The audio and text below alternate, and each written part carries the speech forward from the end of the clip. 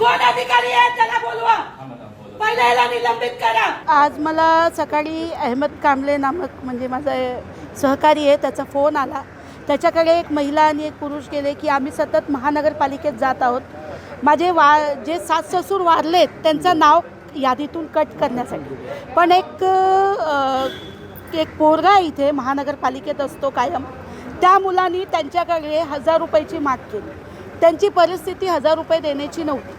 मेलेल्या माणसाच्या नाव कट करण्यासाठी जर अशी लोक पैसे मागत असतील तर महानगरपालिकेच्या कुठल्या अधिकाऱ्याच्या छत्रछायेखाली हे कारभार सुरू आहे ह्याची महानगरपालिकेने चौकशी केली पाहिजे। आणि तो पोरगा कुठल्या पदावर कार्यरत आहे? मतदार यादीतून नाव कट करण्याचे 1000 रुपये मागण्यात आले। तर मी सकाळी मला अहमदने सांगितल्यानंतर मी त्याला सांगितलं की तू एकदा स्वतः फोन करून बघ की हे काय प्रकार आहे। तर त्याच्यात तो बार्गनिंग करतोय, 1000 नसतील तर 800 द्या आणि जीपे करा। इतकं कसं काय मन वाढलं यांचं?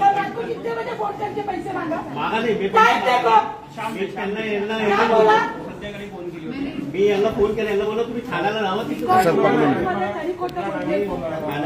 सॉरी बोलतो, मी यांच्याकडे पैसे घेतले पण नाही आता। मला माहिती नाही, तू पैसे हातात घेतले नाही ना